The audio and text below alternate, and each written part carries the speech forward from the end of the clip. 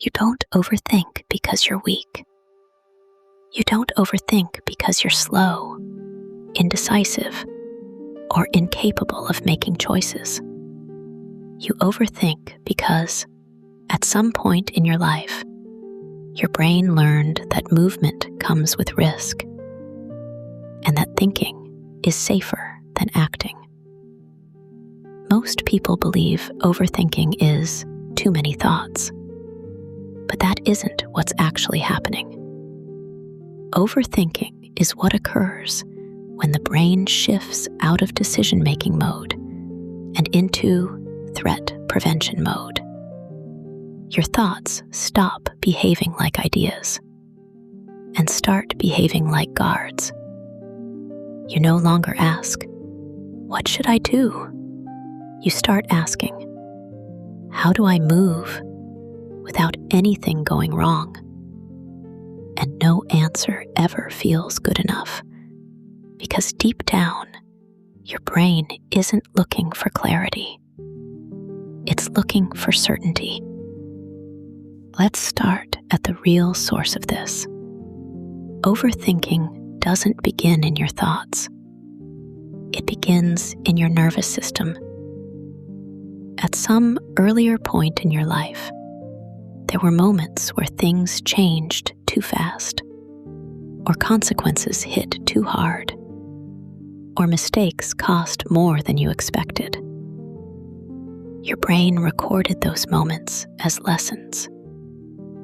It learned that surprise equals danger, that unpredictability equals loss, that stepping forward without absolute control can hurt. So it developed a rule. Before we act, we must protect. Modern neuroscience shows that when we ruminate, when we replay moments from the past, or project fear into the future, the brain's default mode network becomes highly active. The same network involved in self-criticism and mental time travel. In other words, your mind isn't spinning for no reason. It is scanning, anticipating, trying to stay ahead of whatever might go wrong. But something else is happening quietly in the background. And this is what makes the loop stronger over time. Every time you delay action, every time you postpone a decision or step away from something uncomfortable, your brain feels a small burst of relief. You don't send the message. You don't start the task. You don't take the risk. And because nothing goes wrong immediately, the brain rewards the behavior. It marks it as successful protection. In behavioral science, this is reinforcement learning. What reduces discomfort gets repeated. Fear, hesitation, relief, stronger fear. The relief is the trap. Over time, hesitation stops feeling like avoidance and starts feeling like safety. And once the brain begins to associate stillness with safety, it doesn't just repeat the pattern. It upgrades it. The mind starts detecting threat in smaller and smaller situations. Simple choices suddenly feel heavy. Ordinary decisions begin to feel loaded with invisible consequences. It's not that the world became more dangerous. It's that the brain became more protective. At that point, you're no longer deciding whether or not to overthink. The program launches automatically before you even realize it's happening. That's why logic rarely helps. You can know the right decision. You can understand that nothing catastrophic will happen. But the nervous system doesn't respond to logic. It responds to perceived risk. And if you look deeper, you'll see the real engine behind all of this. Not fear itself, but intolerance of uncertainty. The mind isn't panicking because it doesn't know what to do. It's panicking because it can't be 100% sure what will happen after it does it. Psychological research shows that people who struggle with overthinking tend to have a heightened discomfort toward uncertainty. They don't just dislike not knowing. Their system treats it as threat. That's why you double-check, triple-check, ask for more opinions, delay until the perfect moment, or replay conversations after they're over. You're not searching for the best answer. You're searching for a guarantee. And because guarantees don't exist, the mind refuses to let the verdict arrive. Overthinking, in this sense, isn't a failure to decide. It is the refusal to let reality begin. But there's an even deeper layer beneath all of this, one most people never notice. Overthinking doesn't only protect you from the future. It protects you from betraying the past. The version of you that learned to survive through caution, hesitation, perfectionism, silence, or invisibility still lives inside you. That self carried you through embarrassment, rejection, disappointment, and loss. That self learned how to prevent attention, how to avoid exposure, how to stay small enough to stay safe. And every time you try to grow, that older self quietly asks, if we change, what happens to me? Because every decision creates a version of you that cannot be undone. Progress doesn't just add a new identity. It retires an old one. And the mind treats that retirement like a kind of death. So the resistance doesn't always come from fear of the future. It comes from loyalty to the person you needed to be in the past. You're not just worried about what might go wrong if you step forward.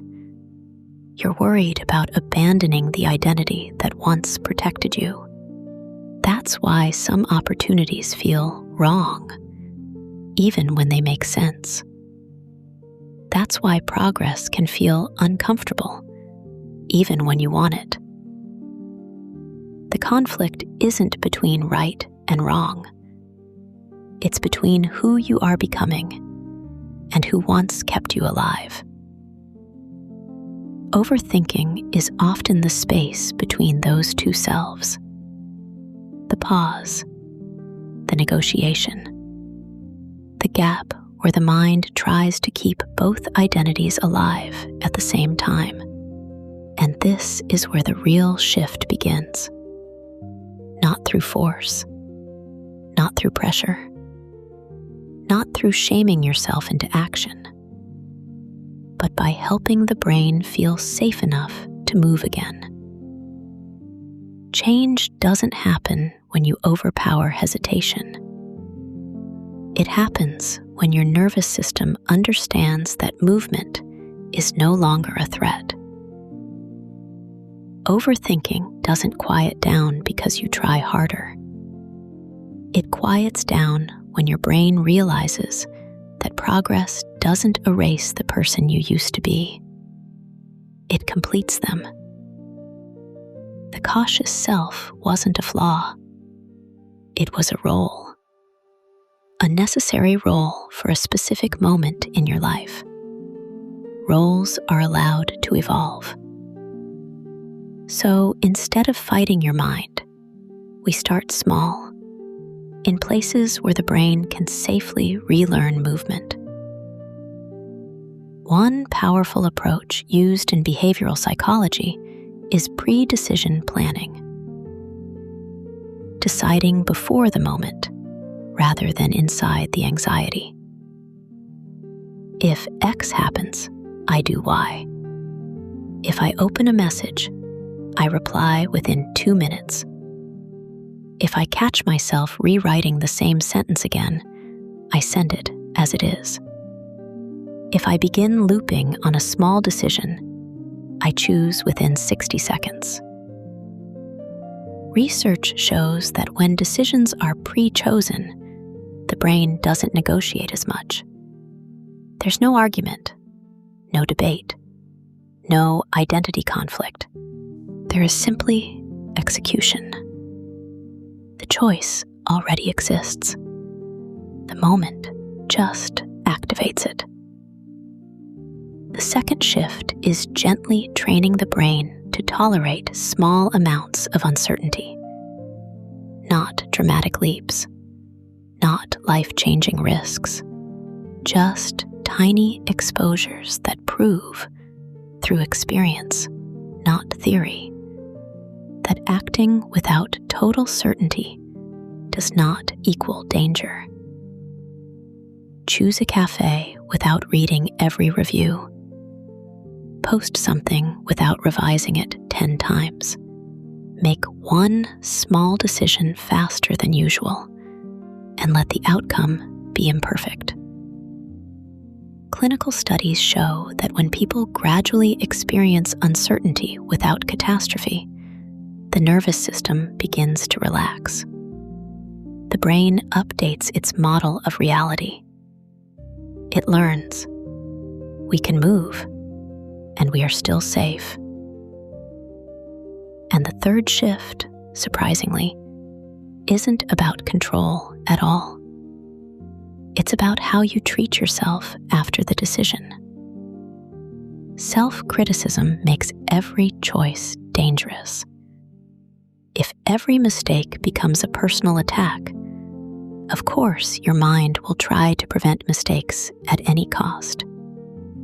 But research on self-compassion shows that when people respond to errors with understanding instead of self-punishment, rumination decreases and confidence increases. The brain stops seeing decisions as self-threatening. The message becomes, if we get this wrong, I won't destroy myself over it. I'll adjust. And when that becomes true, movement becomes possible. So for the next 14 days, don't try to change your entire life. Don't try to eliminate overthinking everywhere. Choose one small area where you tend to freeze. Replying to messages, small daily choices, personal tasks you avoid. Pre-decide how you will act there. Make the decision window shorter than usual. And when it's done, whether it went perfectly or not, treat yourself with dignity. No self-attack. No mental punishment. Just an honest acknowledgement. I acted. I learned. I will adjust. Because over time, something begins to change beneath the surface. The nervous system stops bracing for impact. The older self that needed protection is no longer being erased. It is being honored and gently released. And the new self is not arriving through pressure or force, but through trust. You stop fighting your mind like an enemy and start guiding it like something that has been trying to protect you all along. Overthinking may not disappear overnight. The loops may still return. The thoughts may still get loud. But each time you act with a little more courage, a little more clarity, and a little more compassion, you teach your brain something it never fully believed before: that you are capable of handling life as it happens, not only as you rehearse it in your head. And slowly, decision by decision, the balance shifts. The thoughts are still there, but they are no longer in control. And you can finally say, with quiet certainty, "My mind is loud, but I am louder."